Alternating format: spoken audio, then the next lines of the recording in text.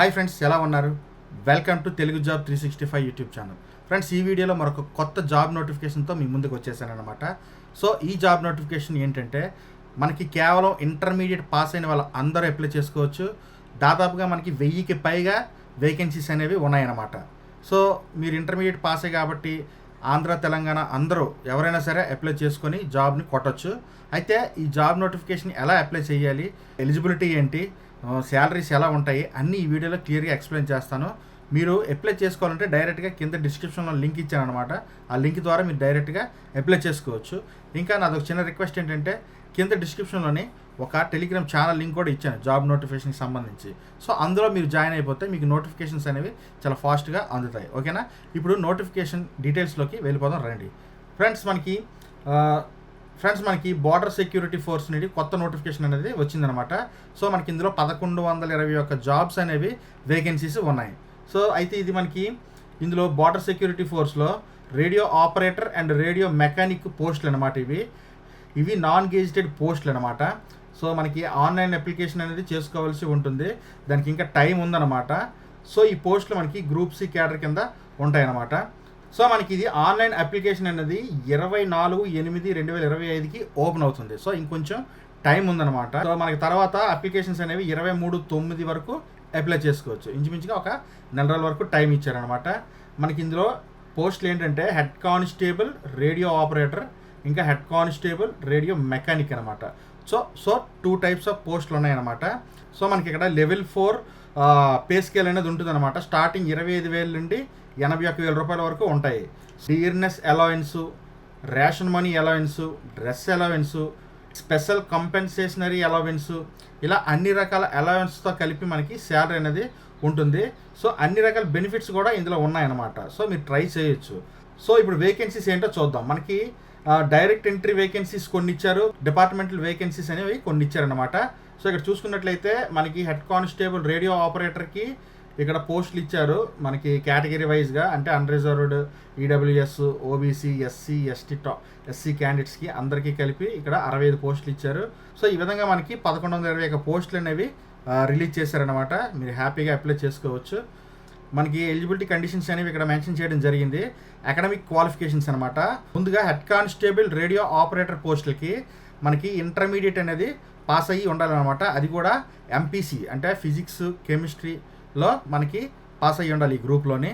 తర్వాత ఒకవేళ లేదు అంటే మనకి 10th క్లాస్ పాస్ అయిన తర్వాత ఐటీఐ చేసిన వాళ్ళు ఎవరైనా సరే అప్లై చేసుకోవచ్చు. అందులో కూడా స్పెసిఫిక్గా ఇచ్చారు ఏంటంటే radio and television or electronics engineering or computer, ఈ సెక్షన్స్లోని ఐటీఐ చేసిన వాళ్ళు కూడా దీనికి అప్లై చేసుకోవచ్చు అనమాట.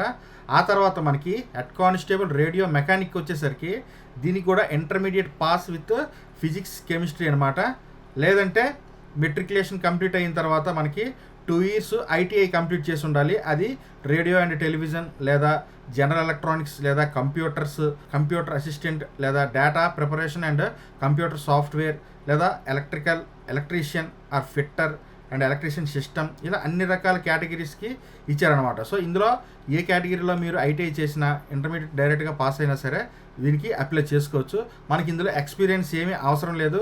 ఫ్రెషర్స్ అప్లై చేసుకోవచ్చు. అందరికీ జాబ్ పోస్టులకి ఎలిజిబిలిటీ ఉందన్నమాట. సో ఇప్పుడు ఏజ్ లిమిట్ ఎలా ఉందంటే, మనకి అన్రిజర్వ్డ్ క్యాండిడేట్కి అంటే ఓపెన్ జనరల్కి 18 సంవత్సరాలు తగ్గకుండా 25 సంవత్సరాలు మించకుండా ఉండే వాళ్ళందరూ అప్లై చేసుకోవచ్చు. తర్వాత ఓబీసీ క్యాండిడేట్స్కి అయితే ఎంట్రీ ఏజ్ అనేది 18 సంవత్సరాలు, ఎండింగ్ ఏజ్ అనేది 28 సంవత్సరాలు అయ్యి ఉండాలి. తర్వాత ఎస్సీ ఎస్టీ క్యాండిడేట్స్కి అయితే 18 to 30 years మధ్యలో ఉండేవారు ఎవరైనా సరే అప్లై చేసుకోవచ్చు. సో మనకి రిక్రూట్మెంట్ ప్రాసెస్ విషయానికి వస్తే ఫస్ట్ ఫేజ్, సెకండ్ ఫేజ్ అనేవి 2 types ఉంటాయన్నమాట. అందులో PST physical standard test and PET physical efficiency test అనేవి జరుగుతాయి అన్నమాట. తర్వాత సెకండ్ ఫేజ్లో కంప్యూటర్ బేసిక్ టెస్ట్ అనేది ఉంటుంది. సో మనకి 2 types ఆఫ్ టెస్ట్స్ ఉంటాయన్నమాట. ఫస్ట్ ఫిజికల్ టెస్ట్లో ఏమేమి ఉంటాయి అనేది మనం ఒకసారి చూద్దాం. అంటే ఎలిజిబిలిటీ క్రైటీరియా చూద్దాం. సో ఇక్కడ మనకి ఫిజికల్ స్టాండర్డ్స్ అనేవి మెన్కి, ఉమెన్కి సెపరేట్గా ఇచ్చారనమాట. హైట్ అనేది మెన్ అయితే 168 centimeters ఉండాలి, ఉమెన్కి అయితే 157 centimeters అనేది ఇచ్చారు. తర్వాత చెస్ట్ విషయానికి వస్తే 80 centimeters మెన్కి, ఉమెన్కి ఇందులోని ఎటువంటి టెస్ట్ ఉండదు. తర్వాత వెయిట్ వచ్చేసరికి హైట్కి తగ్గ వెయిట్ అనేది ఉండాలన్నమాట. ఆ తర్వాత ఫిజికల్ ఎఫిషియన్సీ టెస్ట్ ఉంటుంది. సో ఇందులో ఏంటంటే మేల్కి, ఫీమేల్కి డిఫరెంట్గా ఉన్నాయి. మేల్ విషయానికి వస్తే మనకి 1.6 కిలోమీటర్ రేస్ అనేది 6.5 మినిట్స్లో కంప్లీట్ చేయాలి. అదే ఉమెన్కి అయితే 800 మీటర్స్ 4 మినిట్స్లో కంప్లీట్ చేయాలి. నెక్స్ట్ లాంగ్ జంప్ 11 ఫీట్ ఉంటుంది, 3 ఛాన్సెస్లో కంప్లీట్ చేయాలి. అదే ఉమెన్ అయితే 9 ఫీట్ లాంగ్ జంప్ అనేది 3 ఛాన్సెస్లో కంప్లీట్ చేసుకోవాలి. తర్వాత హై జంప్కి వచ్చేసరికి 3.5 ఫీట్ హైట్ అనేది 3 ఛాన్సెస్లో మేల్కి, ఉమెన్కి అయితే 3 ఫీట్ 3 ఫీట్ హై జంప్ 3 ఛాన్సెస్లో కంప్లీట్ చేయాలి. సో ఇప్పుడు తర్వాత కంప్యూటర్ బేసిక్ టెస్ట్కి వచ్చేసరికి మనకి 4 పార్ట్స్గా ఉంటుంది. Physics 40 marks, mathematics 20 marks, chemistry 20 marks, English and GK 20 marks. ఇవి టోటల్గా ఇంటర్మీడియట్ సిలబస్ పైన ఆధారపడి ఉంటాయి అన్నమాట. టోటల్గా 200 మార్క్స్ ఉంటుంది, 100 క్వశ్చన్స్ ఉంటాయి అన్నమాట. ఈచ్ అండ్ ఎవ్రీ క్వశ్చన్కి 2 మార్క్స్ ఉంటాయి. మనకి ఇందులో నెగిటివ్ మార్క్స్ కూడా ఉన్నాయన్నమాట. సో జాగ్రత్తగా టెస్ట్ అనేది అటెంప్ట్ చేయాలి, లేకపోతే మార్క్స్ అనేవి పోతాయి. మీకు నెగిటివ్ మార్క్స్ అనేది ఒక్క రాంగ్ ఆన్సర్కి 0.25 మార్క్స్ డిడక్ట్ చేస్తారనమాట టోటల్ మార్క్స్లోని.